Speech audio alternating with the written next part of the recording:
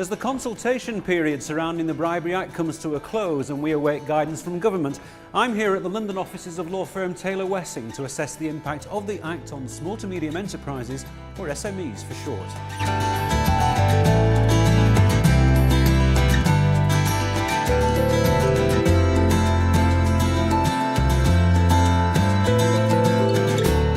In a nutshell, the new Bribery Act makes it easier to mount prosecutions against companies and individuals that pay bribes, take bribes, bribe foreign officials, and perhaps most controversially of all, companies that fail to prevent bribery. Now, on the face of it, it appears to be legislation targeted at big business, at sectors like defence and construction.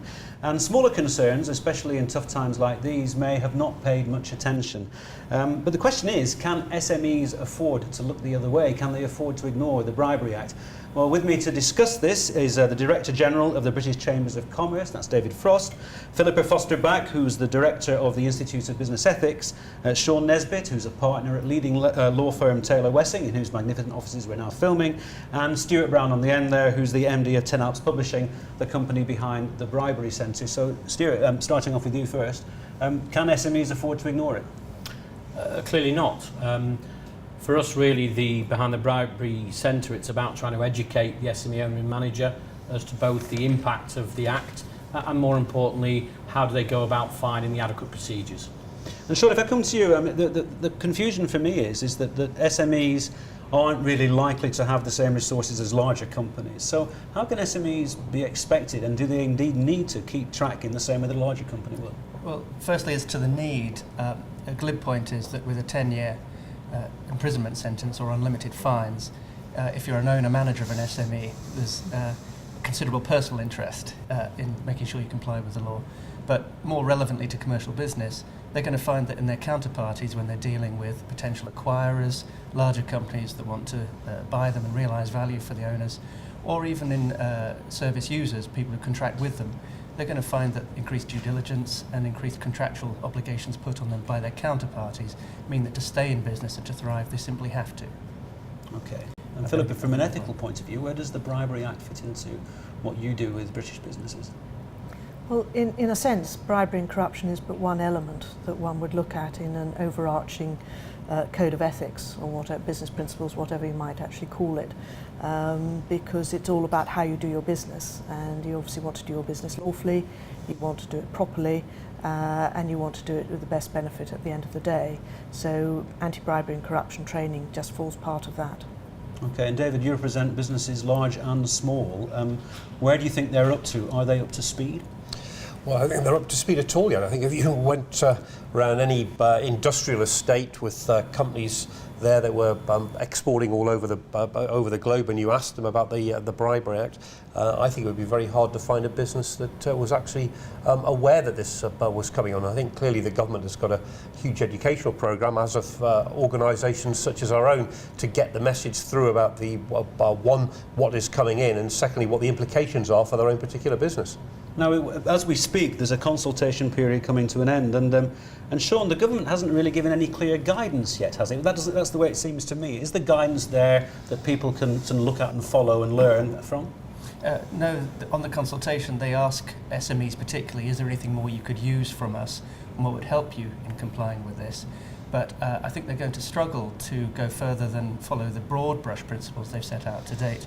There are 6 core principles they want all organisations to follow, and bearing in mind they seem to lack some data as to how this is going to impact on SMEs, I think they're going to struggle to put more in there than to say, here are the principles, now work out how to apply them proportionately to your risk, and work out how best to adapt them to your profile in terms of where you're doing business.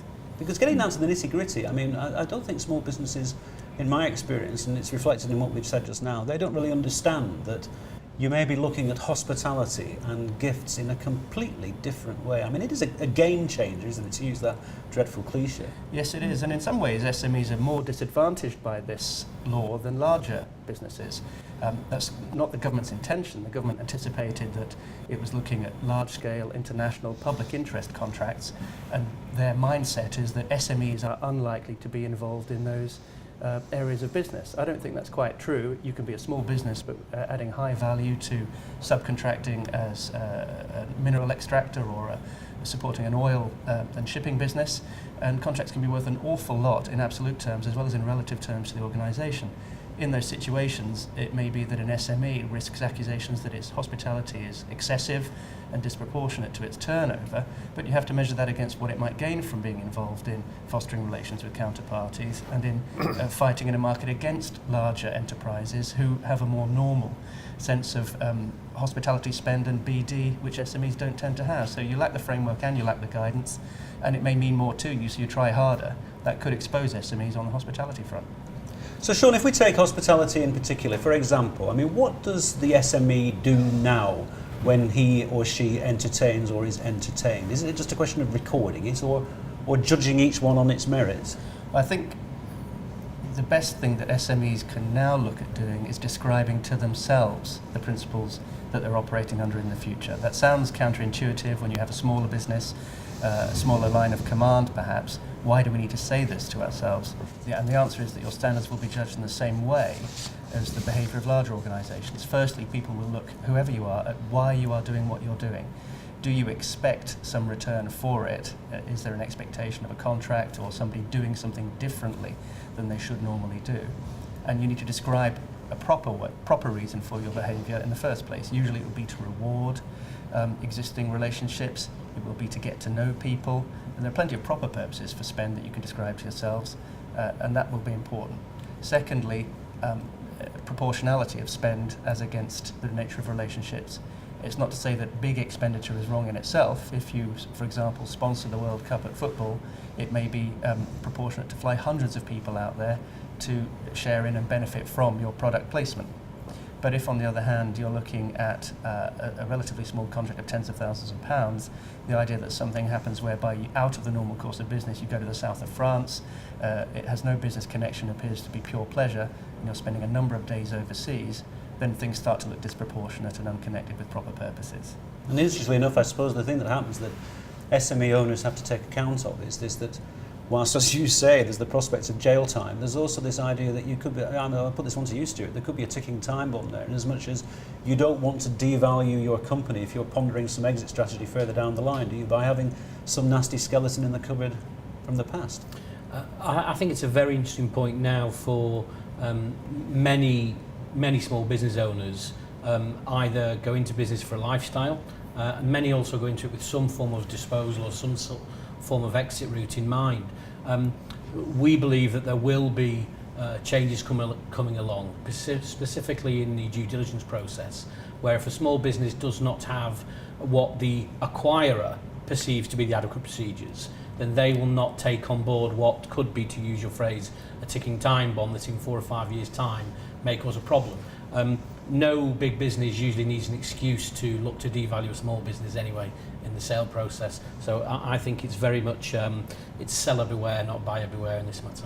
Can I ask you though, Philippa, ethics is a marvellous word, and sometimes in the context of pragmatic business, ethics do get shunted to one side. I mean, is there a will, do you think, here in the UK and worldwide to do business ethically?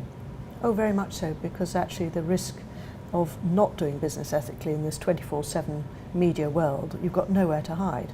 And even if you think you might get away with it, there are lots of other people out there who are looking to see whether perhaps you won't. And there have been many, many instances where investigative journalists or non-governmental organisations, the NGOs, have gone into looking for child labour or looking for all sorts of underhand behaviours, and you're going to be found out. So we've seen a sea change in attitude, that companies actually want to prove that they're doing business in the right way.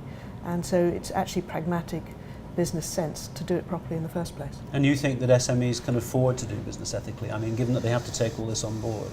It's very difficult. I mean, it's difficult for big companies as well, because the cost implications of training up your staff can be very high. But there comes a point where any business person has to decide, they've got a choice. Do we do this business or do we not?